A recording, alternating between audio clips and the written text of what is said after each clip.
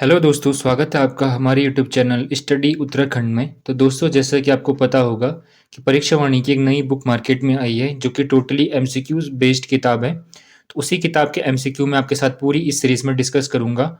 आज इस सीरीज़ की पहला पार्ट होगा जिसमें मैं आपके साथ उत्तराखंड राजनीतिक प्रशासनिक ढांचे से पहला पार्ट डिस्कस करूंगा, जिसमें आपके साथ 60+ क्वेश्चन डिस्कस करूंगा। तो आप उम्मीद करता हूँ कि आप वीडियो को पूरा देखेंगे और अपनी नॉलेज को इंक्रीज करेंगे। तो चलिए वीडियो को शुरू करते हैं।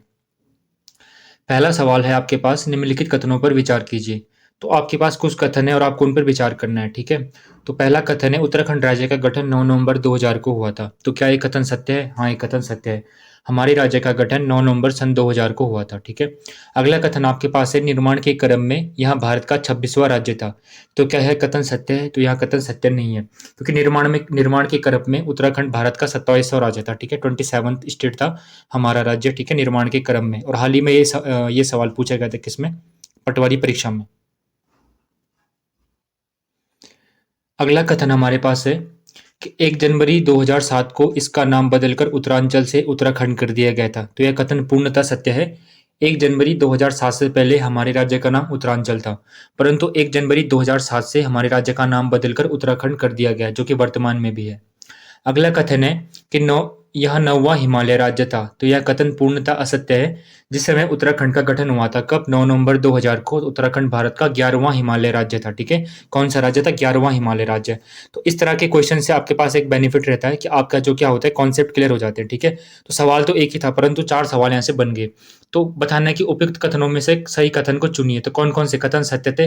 पहला कथन सत्य था, उसके बाद आपका दूसरा गलत था और तीसरा सही था, ठीक है। चौथा भी गलत था। तो यानी कि फर्स्ट एंड थर्ड का है, ऑप्शन नंबर सी में है, ठीक है। सेकंड है कि उत्तराखंड के राजकीय चिन्ह में कितनी पर्वत श्रृंखलाओं को दर्शाया गया है। तो उत्तराखंड का जो राजकीय चिन्ह है उसमें कितनी पर्वत श्रृंखलाओं को दर्शाया गया है? उसमें पर्वत श्रृंखलाओं को, यानी कि 3 पर्वत श्रृंखलाएं हमारे राजकीय चिन्ह में, ठीक है। कितनी? 3 पर्वत श्रृंखलाएं हैं और 4 गंगा की धाराएं, ठीक है। कितनी गंगा की धाराएं? 4 गंगा की धाराएं और 3 पर्वत श्रृंखलाएं हैं, ठीक है। अगला है, तीसरा सवाल है, उत्तराखंड के संदर्भ में निम्नलिखित युग्मों को सुमेलित कीजिए और सही उत्तर का चयन कीजिए। तो क्या करना है? युग्मों को सुमेलित करना है, ठीक है। तो राज्य पुष्प क्या है हमारा? राज्य पुष्प हमारा कौन सा? ब्रह्म कमल। राज्य पक्षी क्या है? राज्य पक्षी हमारा क्या है? मोनाल है, ठीक है। राज्य पुष्प क्या है? राज्य पुष्प हमारा क्या है? राज्य पशु कस्तूरी मृग है। राज्य वृक्ष क्या है? बुरांस है, ठीक है। तो अब कथनों को सुमेलित कीजिए, ठीक है। तो कथन सुमेलित करना है, देखते हैं।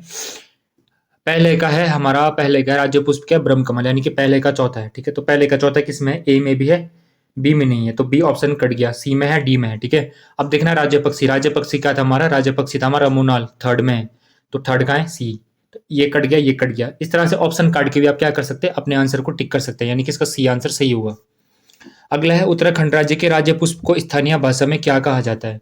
तो जो हमारे राज्य का क्या है? राजकीय पुष्प है कौन सा? ब्रह्म कमल। इसको स्थानीय भाषा में कहा जाता है क्या? कौल पद्म, ठीक है। पांचवा सवाल है, महाभारत के वन पर्व में उत्तराखंड के राज्य पुष्प का उल्लेख किस रूप या किस नाम से मिलता है। तो जो महाभारत का वन पर्व है उसमें उत्तराखंड के राज्य पुष्प का उल्लेख मिलता है किस नाम से? सौगंधिक पुष्प के नाम से, ठीक है। किस नाम से? सौगंधिक पुष्प नाम से, ठीक है। अगला है, छठवां सवाल है कि उत्तराखंड राज्य पक्षी मोनाल किस अन्य भारतीय राज्य का राज्य पक्षी है। तो जो हमारे राजकीय पक्षी है मोनाल, ये हमारे राज्य के अलावा किस अन्य भारतीय राज्य का क्या है? राजकीय पक्षी है। तो किसका है? हिमाचल प्रदेश का, ठीक है। Option number B. सातवां है कि उत्तराखंड का राजकीय पक्षी किस अन्य देश का भी क्या है? राष्ट्रीय पक्षी है। तो नेपाल का क्या है? राष्ट्रीय पक्षी है कौन? हमारा मोनाल, ठीक है। चलते हैं अगले क्वेश्चन पे चलते हैं। अगला क्वेश्चन हमारा आठवां क्वेश्चन है कि उत्तराखंड राज्य का राज्य पशु कस्तूरी मृग की कितनी प्रजातियां राज्य में पाई जाती हैं।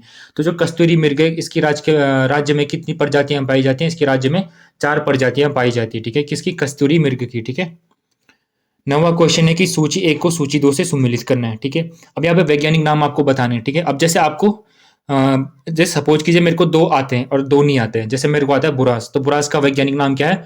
रोडोडेंड्रोन अर्बेरियम। मेरे को 2 आते हैं, तो मैंने पहले क्या किया? डी का लगाया थर्ड। अब आपने देखना है कि डी का थर्ड कहाँ है। तो डी का थर्ड कहाँ पे है आपका? डी का थर्ड सीधा सीधा डी। पहले मेरे को आंसर मिल गया, इसमें भी नहीं था, इसमें भी नहीं था, इसमें भी नहीं था। तो पहले मेरे को आंसर मिल गया कि इसका आंसर क्या होना चाहिए? डी होना चाहिए। तो मेरे को एक आता था, उसके बिहाफ पे मैंने पूरा क्वेश्चन सॉल्व कर लिया। तो ऐसे भी आप क्या कर सकते हैं? क्वेश्चन को सॉल्व कर सकते हैं। अब बुरास का वैज्ञानिक नाम क्या है? बुरास का वैज्ञानिक नाम है रोडोडेंड्रोन अर्बेरियम।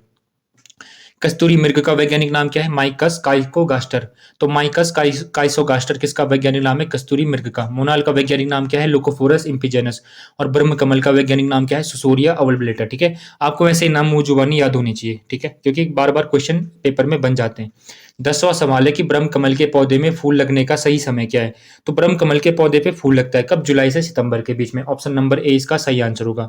जो हमारा क्या है, राजकीय वृक्ष है बुरांस, तो बुरांस पे भी फूल लगते हैं कब? फरवरी से अप्रैल के बीच में। ठीक है, वैसे जनवरी से शुरू हो जाते हैं, पर मेनली फरवरी मार्च अप्रैल में क्या लगते हैं? बुरांस पे फूल लगते हैं। ठीक है, 11वां सवाल है कि निम्नलिखित कथनों पर विचार कीजिए। अब कथन क्या आपको देखने हैं। कस्तूरी मृग उत्तराखंड राज्य का क्या है? राजकीय पक्षी है। तो क्या कस्तूरी मृग उत्तराखंड राज्य का राजकीय पक्षी है? नहीं, क्या है? राजकीय पशु है कस्तूरी मृग। ठीक है, अगला है कि कस्तूरी मृग उत्तराखंड राज्य के हिम शिखरों पर 3600 से लेकर 4400 मीटर तक की ऊंचाई पर मिलते हैं। तो क्या कथन सत्य है? हाँ, ये कथन सत्य है। जो कस्तूरी मृग है राज्य के 3600 से लेकर 4400 मीटर तक की ऊंचाई पर मिलते हैं। ठीक है, थर्ड कथन है कस्तूरी मृग केवल उत्तराखंड राज्य में पाए जाते हैं। नहीं, कस्तूरी मृग उत्तराखंड राज्य के अलावा बहुत से हिमालय राज्यों में पाए जाते हैं। ठीक है, चौथा कथन है कि कस्तूरी नर एवं मादा दोनों मृगों में पाया जाता है। कथन एकदम असत्य है, क्योंकि जो कस्तूरी होता है, जो क्या होता है, एक सुगंधित पदार्थ होता है कस्तूरी मृग के नाभि में, वो केवल नर कस्तूरी में पाया जाता है, मादा कस्तूरी में नहीं पाया जाता है। ठीक है, और इसकी मात्रा लगभग 30 से लेकर 45 ग्राम के बीच होती है। ठीक है, जब इसे निकाला जाता है तो इसकी मात्रा लगभग 30 से लेकर 45 ग्राम तक होती है। तो बताना था कि कौन से कथन इसमें असत्य हैं। तो कौन कौन से असत्य थे? 1, 2, 1, 3 और 4 क्या थे इसमें? असत्य थे। केवल 2 इसमें सही था। ठीक है, अगला है कि उत्तराखंड राज्य का राज्याध्यक्ष राज्यपाल होगा संविधान के किस अनुच्छेद में वर्णित है? उत्तराखंड ही नहीं बल्कि भारत का जो भी राज्य होगा उसमें एक राज्यपाल होगा। ये किस अनुच्छेद में वर्णित है? अनुच्छेद 153 में। ठीक है, अगला है कि उत्तराखंड विधानमंडल के अंग है। तो उत्तराखंड विधानमंडल के अंग क्या है? पहले मैं एक बात क्लियर कर देता हूं कि हमारे राज्य में विधान परिषद नहीं है। हमारे राज्य में विधान परिषद नहीं है। भारत के केवल 6 राज्य हैं जिनमें विधान परिषद है, उसमें उत्तराखंड शामिल नहीं है। तो हमारे राज्य में विधान परिषद नहीं है, तो आपने क्या करना है? पहले ऑप्शन नंबर बी को हटा देना है, ऑप्शन नंबर डी को हटा देना है। अब क्या हमारे राज्य में विधानसभा ही सभा है? ठीक है, हमारे राज्य में क्या राज्यपाल और विधानसभा क्या है? राज्य विधानमंडल के अंग है। ठीक है, ऑप्शन नंबर सी इसका सही आंसर था। अब ये कथन कारण वाला सवाल है। इसमें कथन क्या करना पड़ता है? कारण के साथ पुष्टि करना पड़ता है। तो पहले कथन क्या है? उत्तराखंड विधानमंडल 2 सदनीय है। तो क्या ये बात सत्य है? नहीं, ये बात बिल्कुल असत्य है। उत्तराखंड विधानमंडल केवल 1 सदनीय है, जिसमें क्या है? विधानसभा है। उत्तराखंड विधानमंडल का दूसरा सदन विधान परिषद है। जब हमारे राज्य में विधान परिषद है ही नहीं, तो क्या करेंगे? विधानमंडल क्या द्विसदनीय होने का कारण ही नहीं बनता। ठीक है, तो इसका आंसर ऑप्शन नंबर डी होगा। कथन ए और कारण आर दोनों गलत हैं। ठीक है, 15वां सवाल है कि उत्तराखंड राज्य के गठन के समय राज्य के विधानसभा और विधान परिषद की क्रमशः कितनी सीटें थी?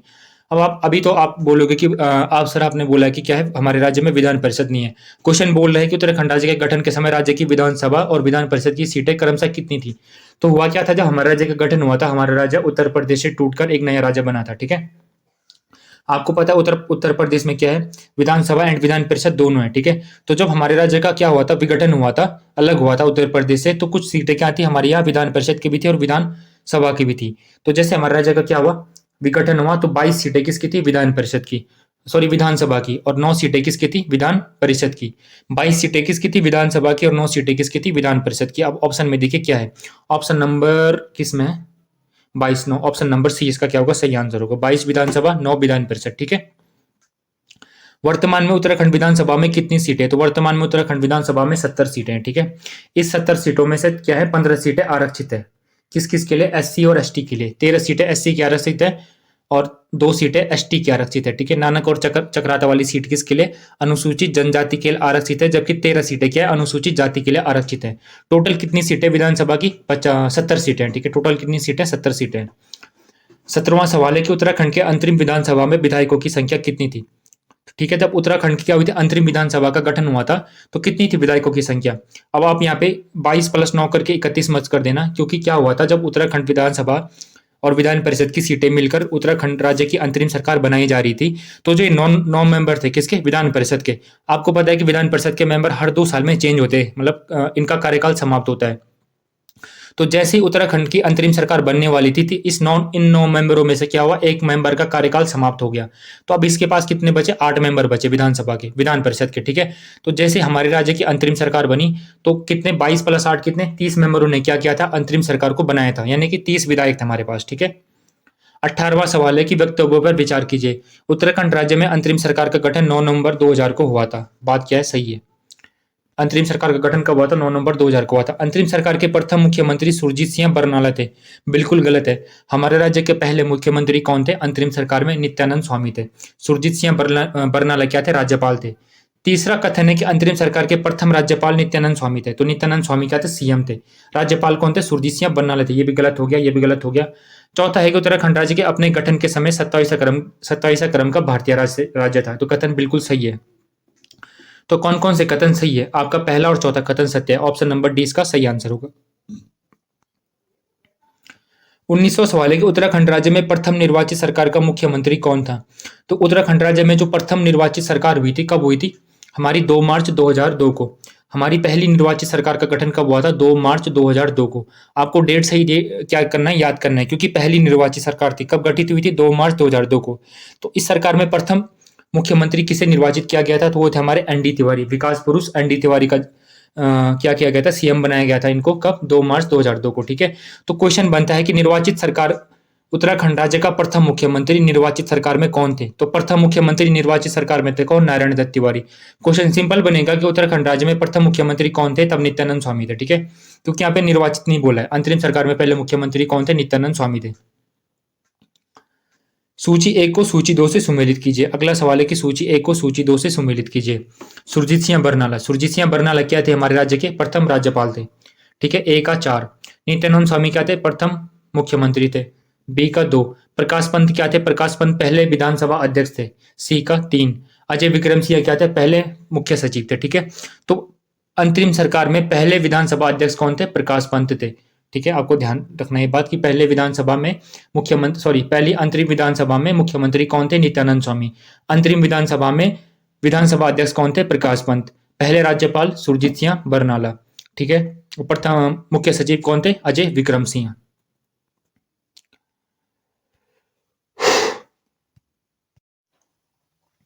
अगला सवाल है, उत्तराखंड राज्य का प्रथम निर्वाचित सरकार का विधानसभा अध्यक्ष कौन था? तो जो उत्तराखंड राज्य में पहली निर्वाचित विधानसभा बनी थी, उसमें विधानसभा के अध्यक्ष कौन थे? यशपाल आर्य थे। ठीक है, जबकि अंतरिम सरकार में पहले विधानसभा अध्यक्ष कौन थे? प्रकाश पंत थे। अगला सवाल है कि उत्तराखंड राज्य के विधानसभा में आरक्षित वर्गों के लिए कितनी सीटों का प्रावधान है? मतलब कितनी सीटें हैं। ठीक है, तो मैंने पहले बता दिया था कि हमारे राज्य में 70 सीटें हैं विधानसभा की, जिसमें से 15 सीटें क्या हैं? आरक्षित हैं। जिसमें से 13 सीटें किसके लिए हैं? 13 सीटें हमारे एससी के लिए हैं और 2 सीटें एसटी के लिए हैं। ठीक है, तो कितनी, इसका आंसर बी होगा। ठीक है, 23वां सवाल है, उत्तराखंड के संदर्भ में निम्नलिखित कथनों पर विचार करते हुए विकल्प का चयन कीजिए। प्रथम निर्वाचित सरकार का गठन 2 मार्च 2002 को हुआ था। बिल्कुल सही कथन है। जो हमारी पहली विधानसभा बनी थी निर्वाचित सरकार में, इस निर्वाचित सरकार का जो पहली विधानसभा गठित हुई थी, कब हुई थी? 2 मार्च 2002 को। 14 फरवरी 2002 को इसके चुनाव हुए थे। 2 मार्च 2002 को पहली निर्वाचित सरकार का गठन किया गया था। प्रथम निर्वाचित विधानसभा में केवल 4 महिलाएं थी। क्या कथन सही है? बिल्कुल कथन सही है। पहली निर्वाचित विधानसभा में केवल 4 महिलाएं क्या बनी थी? विधायक बनी थी। ठीक है, तीसरा कथन है, प्रथम निर्वाचित सरकार में विधानसभा अध्यक्ष भुवन चंद्र खंडूड़ी थे। नहीं, बिल्कुल गलत है। अभी मैंने बताया कि प्रथम निर्वाचित सरकार में विधानसभा अध्यक्ष कौन थे? यशपाल आर्य थे। चौथा कथन है, ये गलत है। चौथा कथन है कि प्रथम निर्वाचित सरकार में 5 निर्दलीय विधायक थे। बिल्कुल गलत है। जो पहली निर्वाचित सरकार बनी थी, इसमें केवल 3 क्या थे? निर्दलीय विधायक थे। ठीक है, तो आपके तीसरा चौथा गलत है। तो कौन कौन से सही है? पहला और दूसरा सही है। तो ऑप्शन नंबर 20 का सही आंसर होगा। चौथा सवाल है, उत्तराखंड राज्य के मुख्यमंत्रियों की नियुक्ति का क्रम निर्धारित कीजिए। तो उत्तराखंड राज्य के जो मुख्यमंत्री थे, आपको बताना पहले कौन थे? पहले हमारे थे नित्यानंद स्वामी। तिवारी नहीं होगा, नित्यानंद स्वामी होगा। पहले पे हमारे नित्यानंद स्वामी, यानी कि पहले पे तीसरा, option number C. Nityanand Swami के बाद बने हमारे भगत सिंह कोश्यारी। नित्यानंद स्वामी हमारे अंतरिम सरकार में नित्यानंद स्वामी हमारे अंतरिम सरकार में पहले मुख्यमंत्री थे। अंतरिम सरकार में हमारे दूसरे मुख्यमंत्री बनते हैं कौन? भगत सिंह कोश्यारी। तो पहले 1 फिर 3, उसके बाद निर्वाचित सरकार बनती है। पहली निर्वाचित सरकार, उसमें मुख्यमंत्री कौन बने? नारायण दत्त तिवारी। नारायण दत्त तिवारी अभी तक के एकमात्र मुख्यमंत्री है जिन्होंने अपना 5 साल का कार्यकाल पूरा किया।